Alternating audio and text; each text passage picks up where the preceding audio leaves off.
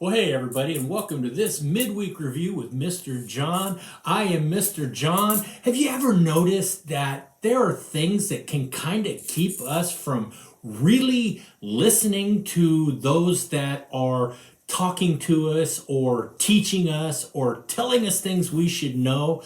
Like sometimes it could be distractions. There are a lot of distractions in the world, and that can take your eyes and ears off of what somebody is saying. Like the things around us that could be just not keeping our focus on the person who is speaking. And or sometimes it could be maybe you just don't get that somebody is talking to you, and maybe you think it's somebody else. And that really reminds me of our story for today. If you remember, we talked about Hannah last week.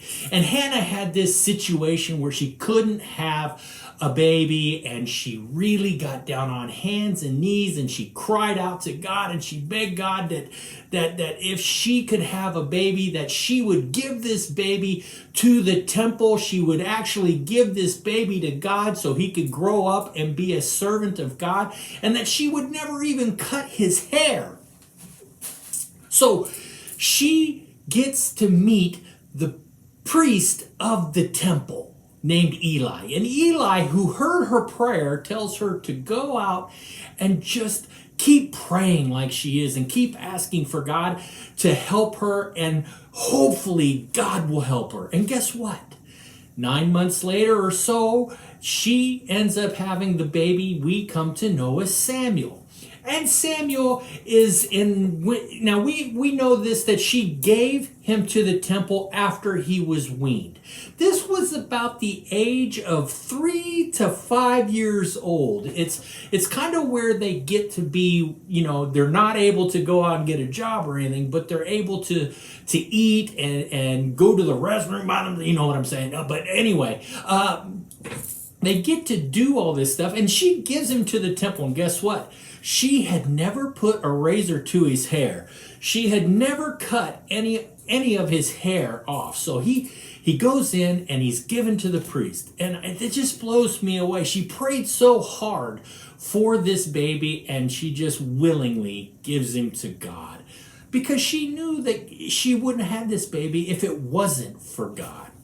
So anyway, when Samuel's a little older, he's in bed, and Eli's in his bed. He's older, and he's getting to a point where he's kind of going blind and everything. And Eli's in bed, and he hears somebody go, "Samuel, Samuel." And of course, you're in bed, right? You're kind of half in and half out. You're zoning out. And Samuel goes, "Yeah, here I am. What do you want?"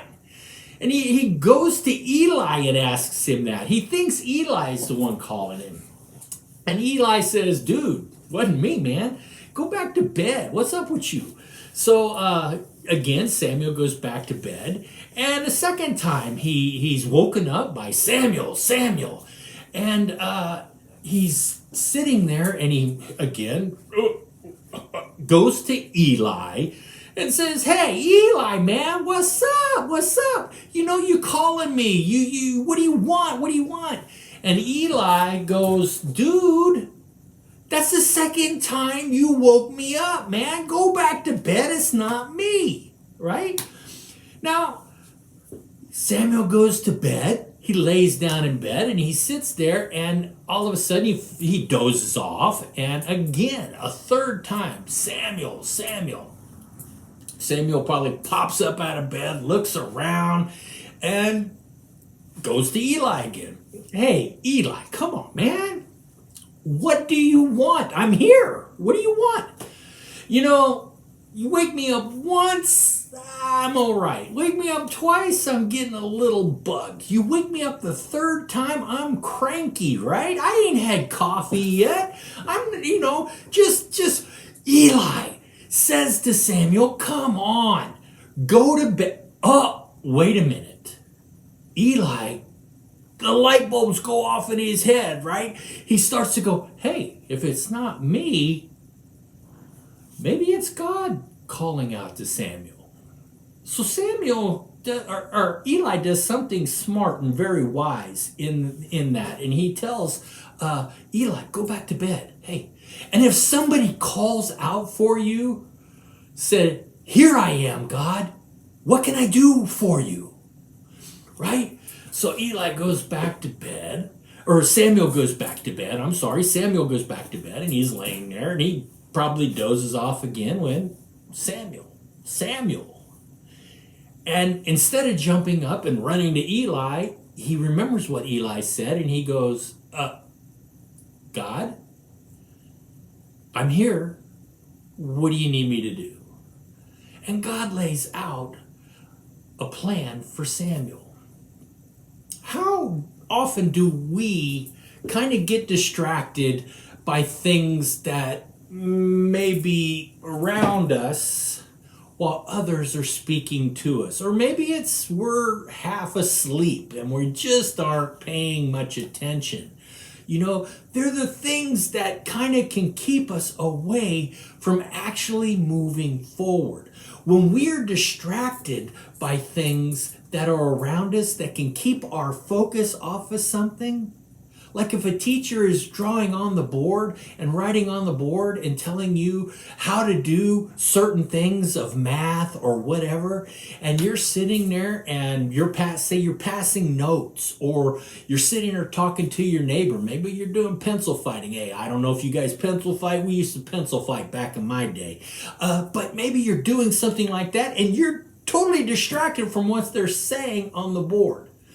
And then a couple days later, a week later, here comes the test that you have no idea what they're talking about. So guys, you can kind of see I've got Halloween props. I've got my Star Wars stuff. I've got my octopus hat. I hope you like that. I'm digging it. But I put these on purpose because I wanted to see if you guys were focused on me and what I was saying about this story with Samuel and how we can listen, because God is speaking to us all the time. Are we listening to him? Are we willing to sit there and put the distractions of everything that's going on around us away and listen? Because God is talking to us. Hey guys, I know this week is Thanksgiving. I hope you get the biggest turkey leg in the world if that's what you like. If you like the ham, if you like the jello, if you like the mashed potatoes, I hope you get double portion. And I hope that you guys have a great Thanksgiving this week. Hey, we'll talk to you next time. See you later. Bye.